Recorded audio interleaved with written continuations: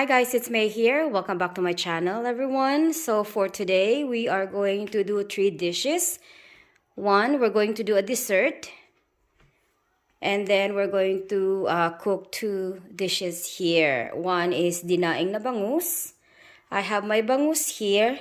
And I have here some shrimp with spinach. So I'm going to make this one in 3 different videos. Okay, so let's start with our dinaing na bangus. So I have here 2 bangus here. I'm just going to clean it and then I'll show you the next step. Okay friends, this is our milkfish now. Open and clean. I removed some of the big bones that are like sticking out. So for our ingredients for our dinaing na bangus for today, I'm just going to use the rest of my soy sauce. I have here the dark soy sauce with mushroom flavor.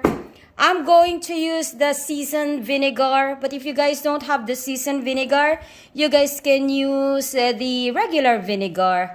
And of course, I'm using my fresh black pepper. And I have a little bit left of my Italian parsley.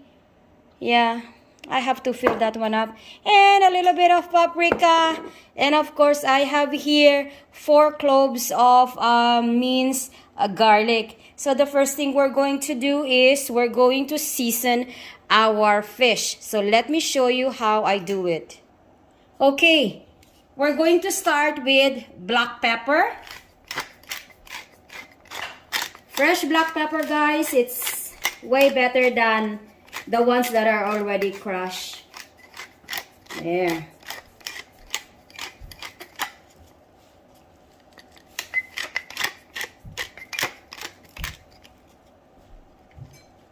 Okay.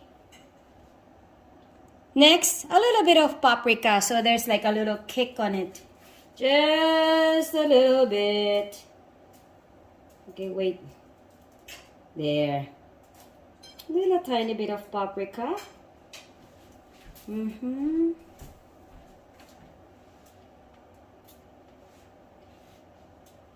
Next, we are going to use our Italian dried parsley.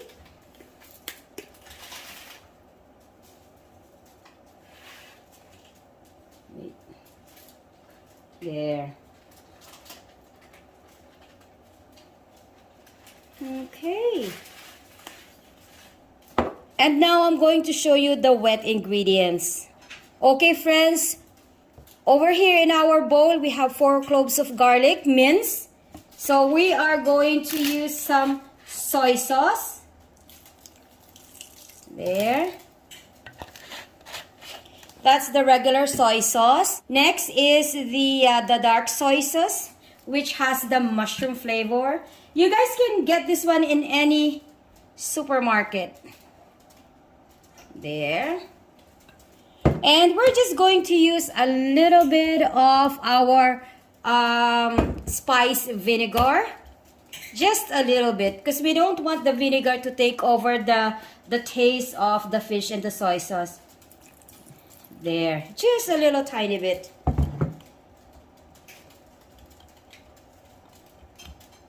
Okay. Okay, let's mix them.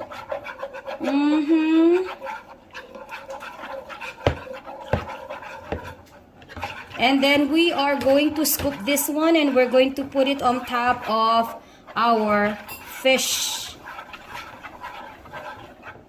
Okay, friends, now we're going to season our fish with the wet ingredients. Just like this.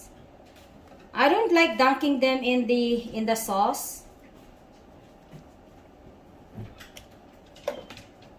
There. And then we're going to marinate this for at least 2 hours. It's too early yet anyway, so that's fine.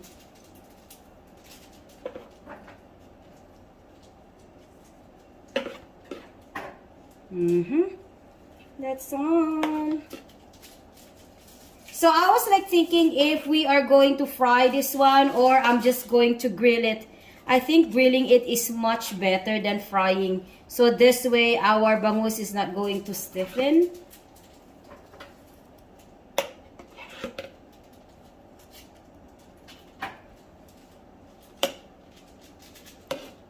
There. Okay. So I'm just going to put this one in the fridge. Leave it in the fridge for 2 hours, and then I'll show you guys the next step. Okay, friends, after 3 hours, let's cook our dinaing na bangus. So I'm using canola oil. So I'm frying the milkfish. I was supposed to grill it, but I said to myself, no. I said, you know, the fried fish is way better than the grilled one. So let us wait for our cooking oil to heat up, like really, really hot, before we fry our fish. So let us check if our oil is ready. Not yet. Let's wait a little bit more. Okay guys, let's check our oil again.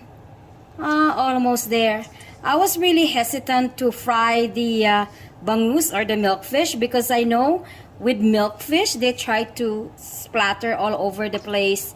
So that's why I'm just trying to make sure that my oil is really warm. So this way, hopefully, they don't splash all over my stove. Okay, a little bit more, you guys. Okay, friends, let's check our oil one last time. Oh yeah, now it's ready.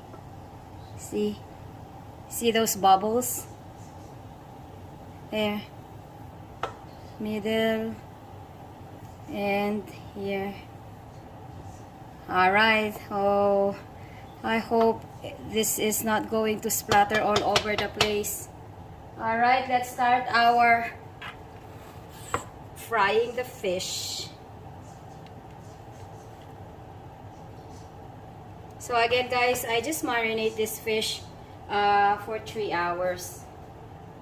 Okay, here it goes. Oh, thank you Lord. I'm really scared of that when they splash all over. See, when it's really hot, then you guys don't have to worry about it. So I'm just going to use my big spoon to put the oil on top. There. So this way, I don't have to turn them.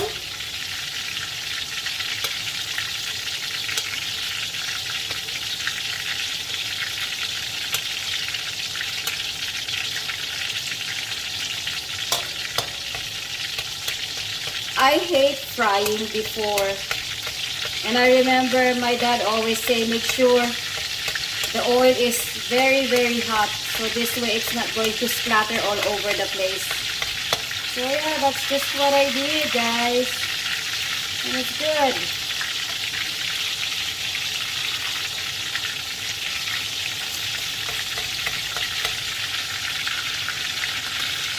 Okay, so I'm just going to cook them. And I'm going to show you guys the finished product. Okay guys, this is our finished product. This is our dinaing na bangus. It smells so good. If you guys like this video, please don't forget to give this video a thumbs up. And also, if you guys are not subscribed on this channel yet, please don't forget to subscribe. Thank you guys for watching. Have a blessed day, everyone. And may the good Lord bless us all. Thank you guys again for watching, and see you guys on my next video. Bye for now.